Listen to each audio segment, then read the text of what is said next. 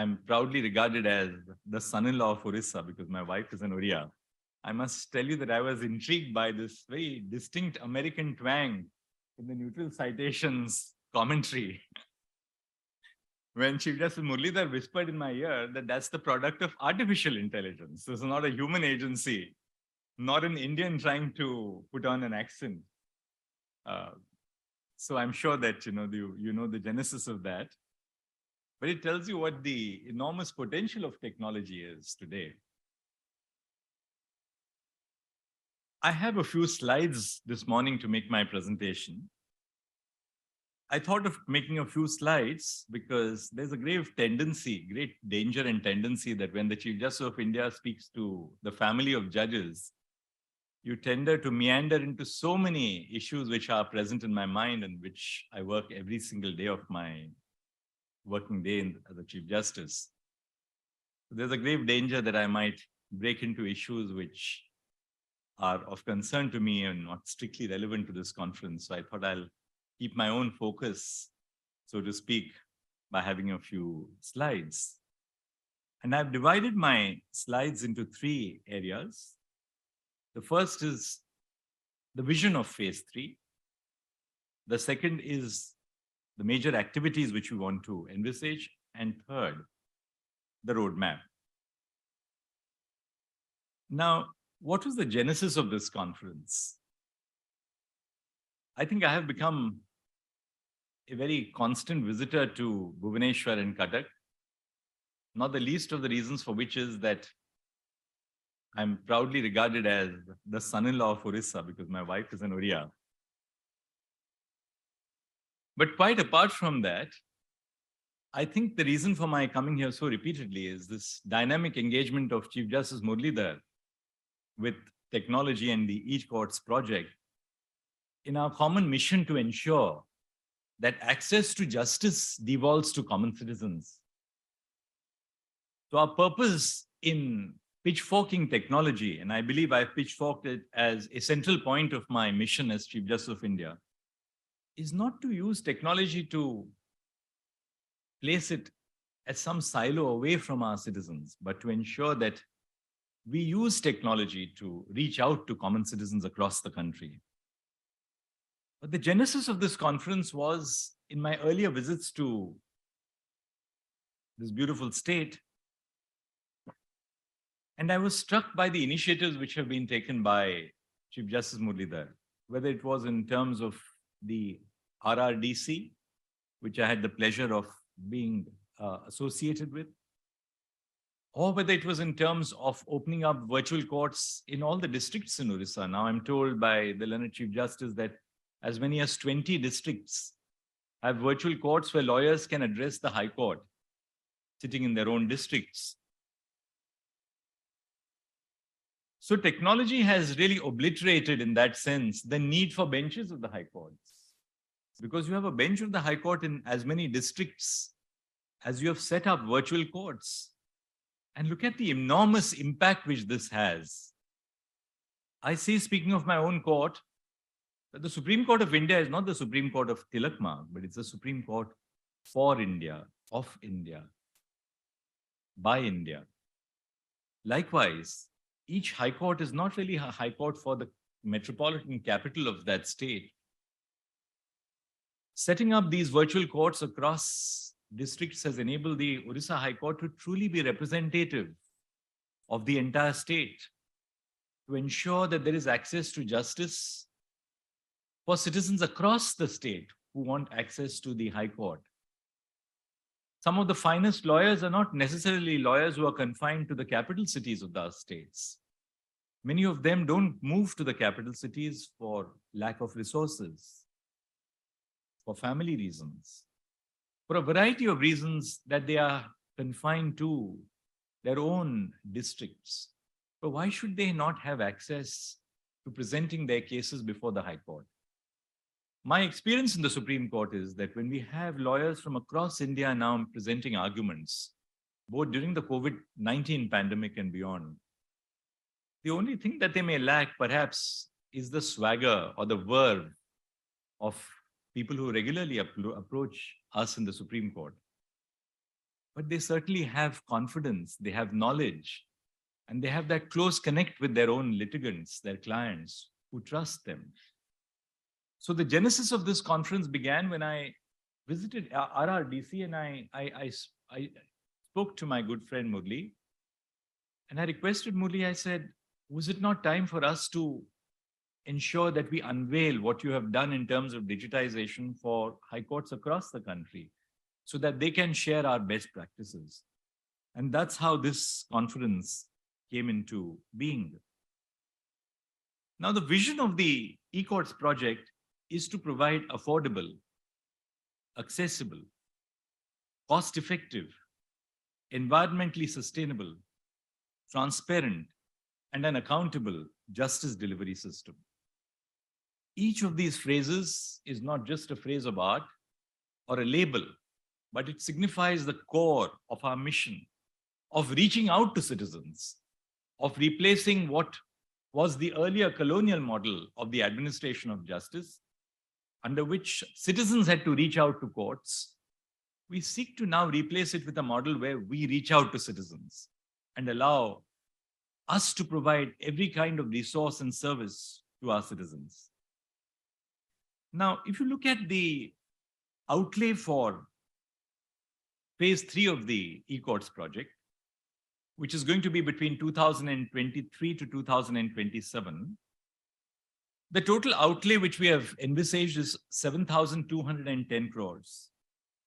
Of it, the outlay for 2023-24 is 2,024 crores, or nearly 2,025. 2024-25, 2,109.6. 2025-26, 1,523 crores. And 2026-27, 1,552 crores. Compare it with the outlays in phase 1 and phase 2. The outlay for phase 1 and phase 2 combined was a fraction of the outlay for phase 3.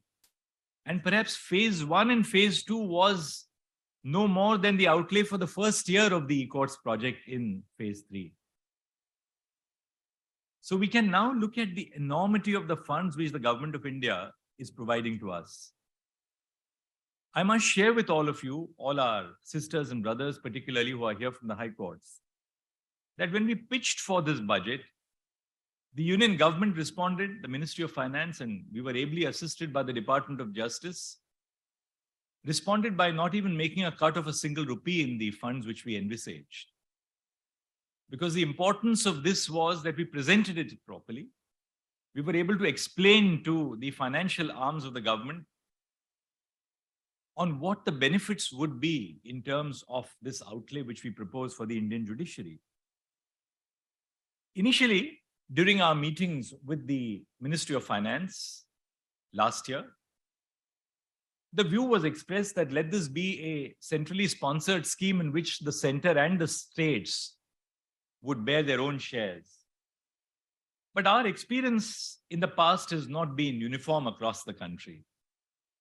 During the course of the 14th Finance Commission, there was a devolution, the increased devolution from 32 to 42%. But the experience which was gained in the course of the 14th Finance Commission, and this was noted in the report of the 15th Finance Commission, is that despite the increased devolution, the states were not willing to share funds with their judiciaries. And there was no way that the high courts to tap these funds. So both the Department of Justice and the E-Committee of the Supreme Court impressed upon the Ministry of Finance that if this project is truly to achieve its mission, and particularly having regard to the fact that phase 1 and phase 2 were 100% funded by the union government, the same principle should be followed for phase 3. And that is how it is going to be. 100% is going to be provided by the union government. During the course of a meeting which I held with the Department of Justice just a few days ago, and I'm sure both Mr. Rahate as well as Mr. Prasun Pandey and Mr. Ashok Kumar would be sharing these details with you. There are two options which the Department of Justice and the Expenditure Finance Committee has created. The first option, which is Model 1, is the default option.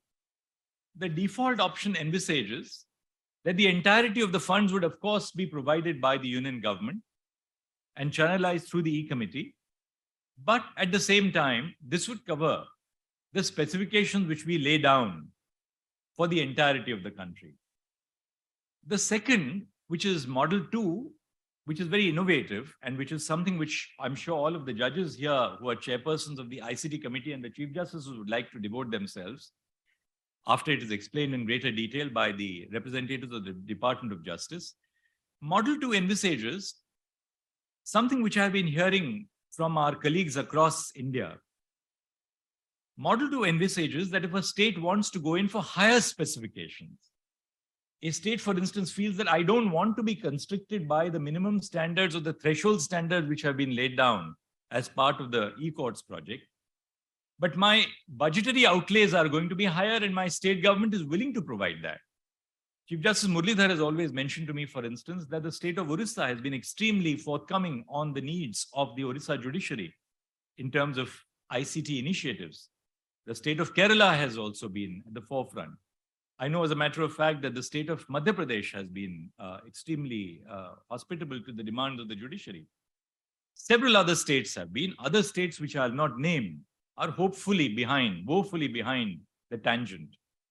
So if there are states and if there are high courts which are able to get higher commitment of funds, then Model 2 envisages that you can increase your specifications, you can set higher targets.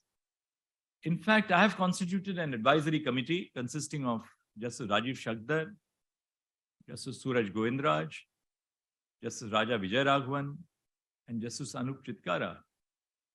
Part of it was selfish because as Chief Justice of India, I can devote only so much time now for the E-Committee, but I don't want to cede control over this mission of mine. But the committee has been constantly telling me that their high courts have done much better work than what has been envisaged by the E-Committee. At a certain level, we require national uniformity. At the same time, national uniformity does not account for the fact that there are high courts which are far ahead of the curve.